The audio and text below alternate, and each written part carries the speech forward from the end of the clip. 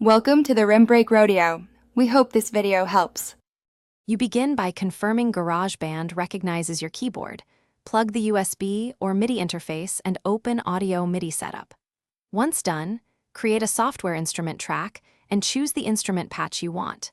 Make sure input monitoring and record enable are active so you hear performance in real time.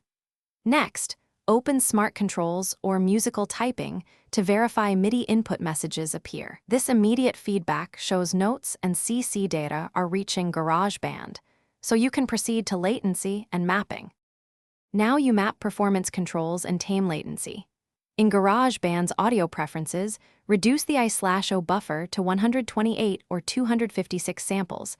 This cuts latency, but watch CPU spikes. Use smart controls to assign knobs and sliders, map them to CC values for cutoff, resonance, or reverb. Save the custom patch so controls persist across projects. Once mapped, enable low latency mode and apply gentle quantize if you need tighter timing. This keeps your feel while improving playability for live takes. To finish, record your parts using cycle mode for looping and comping multiple takes. This gives you the best performance without committing. After recording, open the piano roll to edit note length, velocity, transpose, and tweak CC lanes for expression. Export or bounce the track when satisfied. If you encounter no input or odd behavior, check Midi channel settings, replace cables, confirm drivers are installed, and restart Garageband.